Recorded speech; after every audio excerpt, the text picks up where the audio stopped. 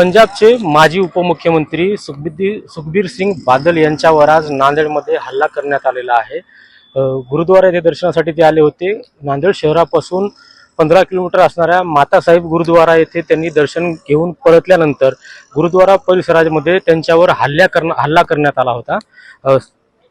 त्यांना नांदेड येथील एका खासगी रुग्णालयामध्ये त्यांना उपचारासाठी दाखल करण्यात आलेलं आहे। त्यांची सध्या परिस्थिती ही स्थिर असल्याचं शासनाकडून माहिती प्राप्त झालेली आहे।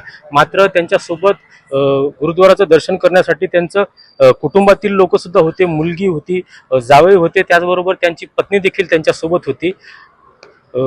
नांदेड येथील एका हॉटेलमध्ये त्यांचं कुटुंब या ठिकाणी वास्तव्यात आहेत। आपण पाहू शकतो या ठिकाणी या हॉटेलला त्यांचं कुटुंब आता सध्या राहण्यासाठी आहे। या ठिकाणी ज्या हॉटेलमध्ये त्यांचं कुटुंब वास्तव्यास आहे, ज्या ठिकाणी मुक्कामी आहेत, त्या ठिकाणी पोलिसांचा कडेकोट असा बंदोबस्त या ठिकाणी आपल्याला पाहायला मिळत आहे।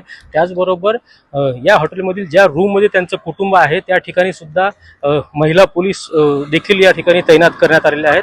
त्याचबरोबर या हॉटेलमध्ये येणारे ये जा करणारे जे लोक आहेत त्यांची सुद्धा या ठिकाणी कसून चौकशी करण्यात येत आहे।